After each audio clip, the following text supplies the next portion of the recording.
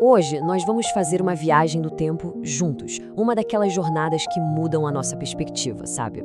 Vamos olhar para um texto muito antigo, mas que transborda um peso, uma beleza e um mistério profundo.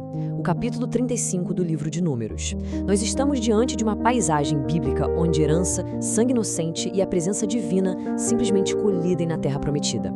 E logo de cara a gente percebe que essa instrução milenar não era só sobre entregar um pedaço de terra para um povo morar. De jeito nenhum. Tratava-se de construir um lugar onde a própria justiça do Criador precisava mudar a vida, as relações e o coração de cada pessoa. É uma narrativa de tirar o fôlego. Pensa só nessa realidade profunda por um segundo. Existe um lugar onde a culpa podia encontrar abrigo. Um lugar criado por Deus para impedir que a vingança falasse mais alto que a justiça. Imagina a tensão daquele mundo antigo. Tenta sentir o ar pesado pela poeira do deserto e aquele medo imenso de retaliação depois de um acidente trágico. Essa citação aí não é só uma frase bonita e poética. Ela descreve uma questão real de sobrevivência. Era a necessidade urgente, desesperada mesmo, de um espaço físico onde a misericórdia pudesse intervir como um escudo antes que a fúria humana tomasse conta de tudo e gerasse o caos absoluto. E olha, para a gente entender essa urgência e a genialidade da lei que Deus criou, nós precisamos entender uma figura fundamental, o vingador do sangue. No nosso contexto moderno, isso pode soar até como título de filme de ação, né? Mas na antiguidade era uma instituição real, literal e, sinceramente, assustadora. O vingador era o parente mais próximo da vítima. Ele carregava nas costas o peso, o dever moral, familiar e cultural de buscar retribuição. Se uma vida fosse tirada, mesmo que por acidente, sem a intervenção de Deus, essas tragédias viravam ciclos intermináveis de derramamento de sangue entre as famílias. Deus precisava intervir, precisava colocar um freio nessa natureza humana, garantindo que a justiça verdadeira, e não a vingança, prevalecesse. É exatamente aqui que o brilhante design geográfico de Deus entra em cena. 48. Guarda esse número. Esse é o número de cidades dadas à tribo dos levitas, que eram basicamente os sacerdotes e cuidadores do santuário de Israel. E o que é incrivelmente interessante sobre o número 48 é a estratégia divina por trás dele. Os levitas não ganharam uma província enorme e isolada só para eles, como aconteceu com as outras tribos. Em vez de concentrar toda a liderança espiritual num único estado, num único lugar, a ordem de Deus foi espalhar essas 48 cidades por todo o território. Esse plano estratégico tinha propósitos muito claros. O comentarista bíblico Shed aponta algo maravilhoso sobre isso. Essa dispersão garantia que todas as pessoas, do extremo norte ao extremo sul, tivessem acesso constante e imediato à instrução espiritual. Ao espalhar o ensino da lei e a adoração, os levitas serviam como faróis.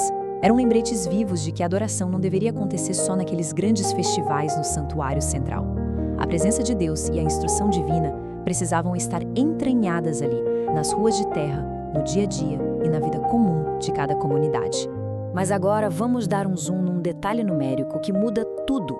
Dessas 48 cidades sagradas, exatamente 6 foram separadas com um propósito completamente extraordinário. Eram as famosas cidades de refúgio. E a distribuição delas no mapa era simplesmente impecável. 3 de um lado do Rio Jordão e 3 do outro. Isso significava o quê? Acessibilidade total. Ninguém em desespero estava longe demais de uma delas. O refúgio nunca era um castelo inatingível no topo de uma montanha distante. Era um destino alcançável para qualquer um. Sempre tinha um caminho seguro e de portas abertas ali por perto. E a dinâmica, que era literalmente de vida ou morte, funcionava em 3 passos cruciais. Passo 1. A pessoa que causou um acidente fatal precisava correr sem olhar para trás, rumo a uma dessas cidades de refúgio antes que o vingador do sangue a alcançasse. Passo 2. Uma vez lá dentro, cruzando as muralhas, ela estava segura e ia aguardar um julgamento justo feito pela comunidade. Mas o passo 3. O passo 3 é onde mora o maior mistério desse texto. Se ficasse provado que foi sem intenção, a pessoa ganhava asilo, mas tinha que viver lá dentro. Até quando? Até a morte do sumo sacerdote em exercício. Pensa na profundidade disso. A liberdade definitiva daquele indivíduo estava inquebravelmente ligada ao fim da vida de uma figura sacerdotal. Ecos da sabedoria histórica, visões dos estudiosos. Vamos ver rapidinho o que os grandes pensadores descobriram sobre isso. Analisando a história, a gente encontra 3 perspectivas muito interessantes. João Calvino observou que essa lei revelava a misericórdia de Deus, mas sem anular a justiça dele. Ou seja, não era fingir que o pecado não existia, mas garantir a preservação da vida. Já Matthew Henry destacou que a verdadeira adoração afeta a ordem social. Deus mostra aí que se importa muito com o jeito que a justiça é aplicada nas ruas e não só com as músicas cantadas no templo. E o comentário Beacon vai direto ao ponto sobre o equilíbrio perfeito disso tudo. O sistema protegia quem era inocente, punia quem era culpado intencionalmente e, principalmente, arrancava a faca das mãos da vingança pessoal para colocar no lugar um julgamento comunitário e sábio. Porém, quando a gente olha mais de perto, percebe que esse relato não é só um documentário jurídico brilhante sobre o mundo antigo. Charles Spurgeon, com aquela clareza absurda dele, capta a essência espiritual eterna nessa frase aqui. As cidades de refúgio eram uma sombra de Cristo. O pecador corre para ele e encontra segurança. E, de repente, aquela imagem poeirenta do deserto com pessoas correndo desesperadas em busca de sobrevivência ganha um significado colossal. O texto bíblico não está só criando leis ali, está anunciando uma esperança que iria atravessar os séculos. E olha que ponte perfeita entre o Antigo Testamento e a nossa vida hoje. Lembra daquela regra misteriosa de que o fugitivo só ganhava liberdade total quando o sumo sacerdote morresse? Pois é, a comparação aqui é de arrepiar. No sistema terreno, a morte de um sacerdote humano e falho abria os portões da cidade de refúgio. No refúgio verdadeiro, toda a humanidade é eternamente liberta do peso de suas falhas pela morte do nosso grande sumo sacerdote. A nossa liberdade teve um custo altíssimo. Ela foi comprada pela vida daquele que se entregou voluntariamente.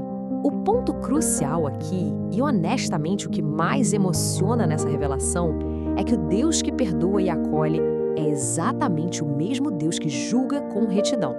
Na cruz, todas aquelas exigências rigorosas do capítulo milenar são atendidas de uma vez só, de um jeito glorioso. O erro humano não é simplesmente varrido para debaixo do tapete. A justiça divina é plenamente satisfeita. E a misericórdia derramada ali é forte, inabalável e transformadora. Cristo se torna de forma definitiva a cidade de refúgio para toda a alma cansada.